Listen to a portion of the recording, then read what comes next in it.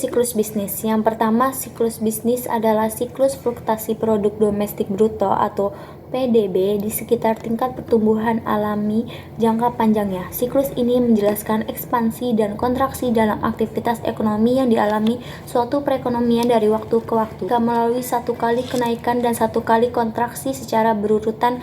Periode waktu untuk menyelesaikannya urutan ini disebut jangka siklus B. Yang kedua, siklus bisnis akan selesai jika melalui satu kali kenaikan dan satu kali kontraksi secara berurutan. Periode waktu untuk menyelesaikan urutan ini disebut panjang siklus bisnis.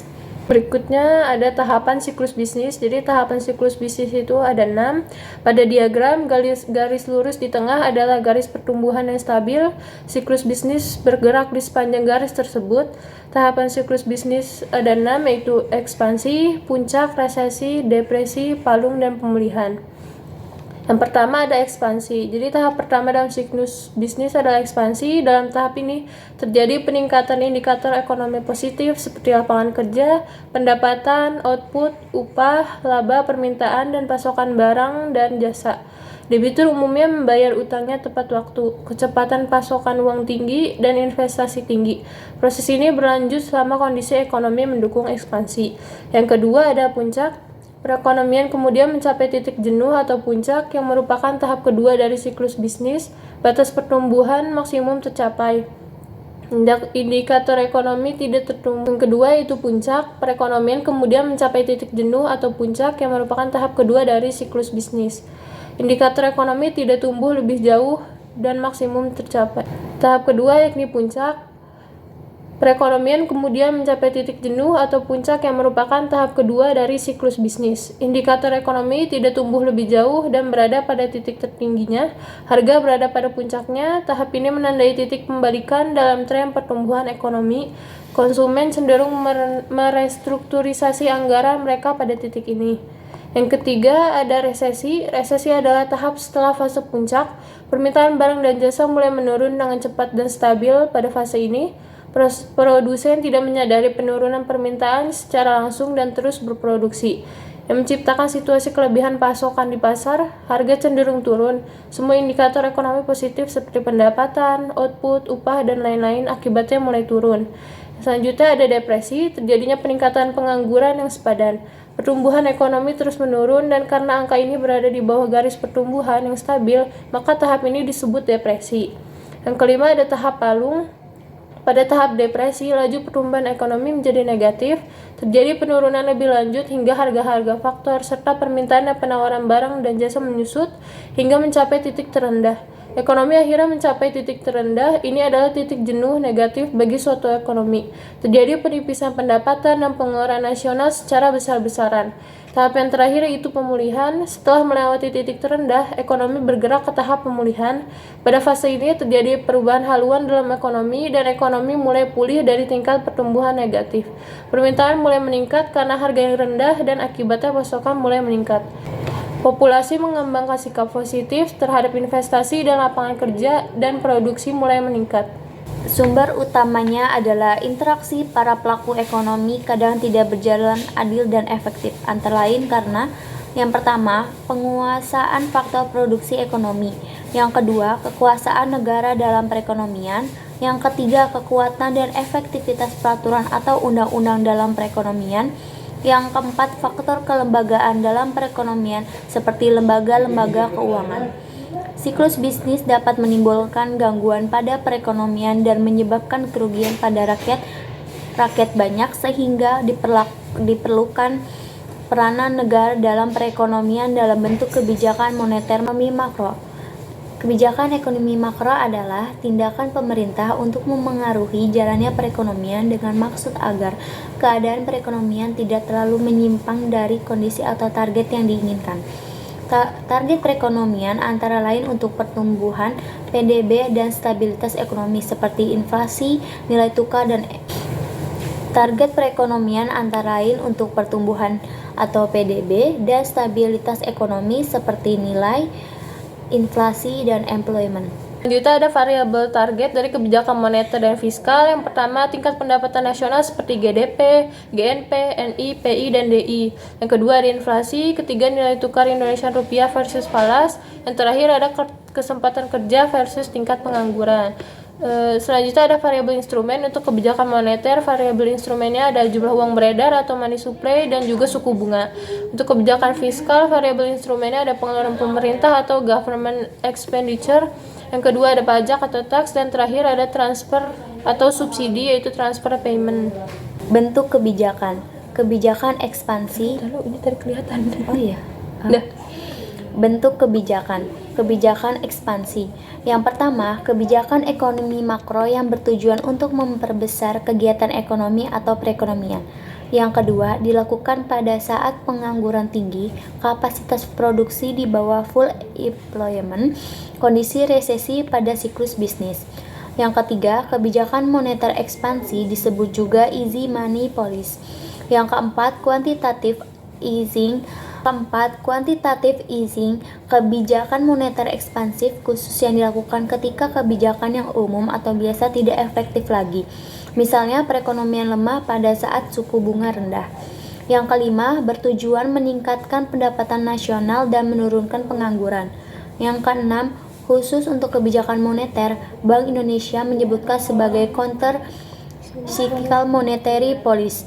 Pola penerapan kebijakan moneter dengan secara aktif cenderung memperlunak atau perkembangan kegiatan perekonomian yang khusus untuk kebijakan moneter, Bank Indonesia menyebutkan sebagai counter cyclical monetary policy.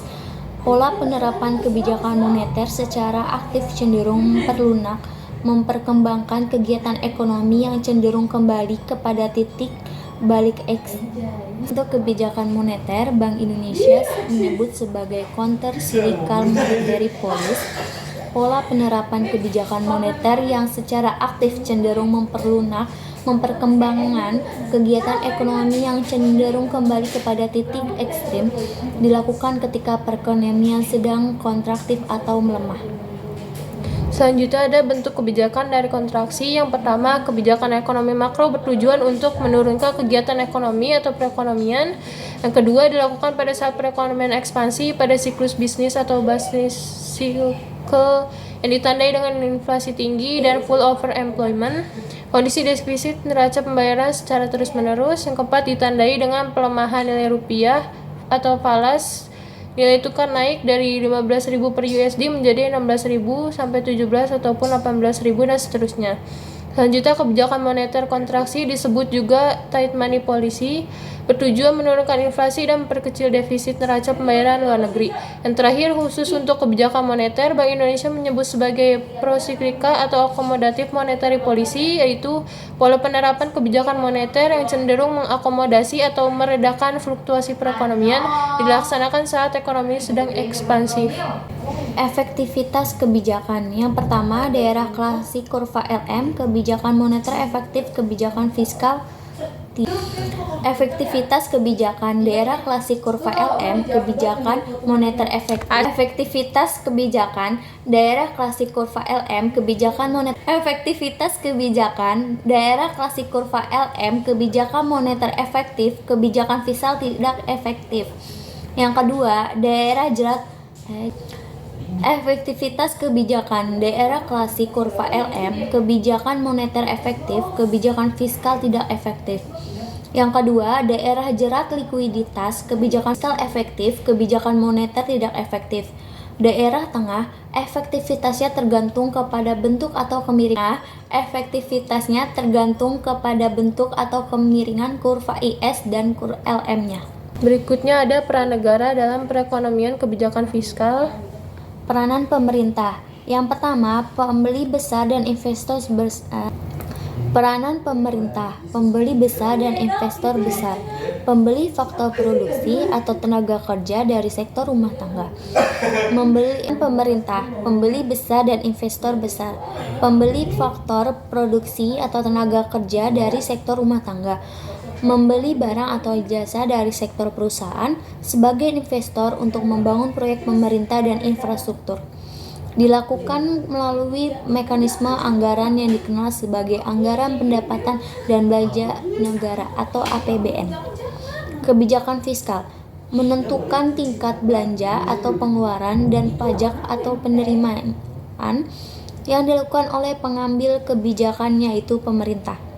Pemerintah Indonesia mewujudkan dalam bentuk UU APBN setiap tahun. Instrumen kebijakan fiskal adalah 1.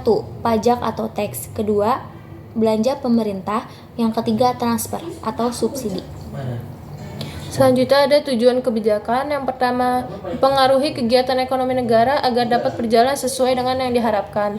Targetnya seperti meningkatkan output atau pendapatan nasional, mengurangi pengangguran, dan pemerataan pendapatan. Sasaran akhir adalah meningkatkan kesejahteraan dan taraf hidup masyarakat. Jenis kebijakan fiskal berdasarkan pengaruhnya kepada output nasional, jenis kebijakan fiskal dapat bersifat ekspansif dan kontraktif. Untuk ekspansif, meningkatkan dan mempercepat kegiatan ekonomi negara, meningkatkan output dan mengurangi pengangguran dilakukan pada saat resesi. Untuk yang kontraktif, menahan dan memperlambat kegiatan ekonomi negara, menahan inflasi dan stabilitas nilai tukar dilakukan pada saat overemployment. Selanjutnya ada mekanisme kebijakan fiskal. Instrumen kebijakan fiskal digunakan untuk mempengaruhi besaran permintaan agregat, yaitu AD atau agregat demand, atau juga agregat expenditure atau AE. Rumusnya AD sama dengan C tambah I tambah G, atau AD atau AE untuk ekonomi tertutup, di mana AD merupakan permintaan agregat akan barang dan jasa, C konsumsi, I investasi, dan G pengeluaran pemerintah. Jadi semakin besar G, maka AD akan semakin besar, yang bisa disebut ekspansif. Bila G berkurang, maka AD berkurang atau disebut kontraktif. Keseimbangan sektor fiskal digambarkan dengan persamaan IS atau investment saving, yaitu ketika terjadi kondisi AE sama dengan Y. Kebijakan anggaran di sini pertama ada pendapatan negara, yaitu pajak. Kedua, belanja negara atau government spending.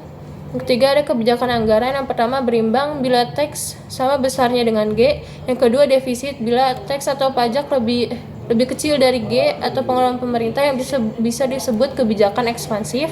Yang ketiga surplus bila pajak lebih besar dibandingkan belanja negara, yang bisa disebut kebijakan kontraktif. 1. Apabila perekonomian pada saat resesi, maka dilakukan kebijakan fiskal ekspansif. Yang pertama, G harus dinaikkan atau meningkatkan aktivitas ekonomi melalui yang pertama kenaikan gaji PNS, kedua meningkatkan proyek pemerintah terutama proyek padat karya, yang ketiga memberikan subsidi. Menurunkan pajak teks dengan menaikkan pendapatan rumah tangga dan meningkatkan konsumen barang dan jasa.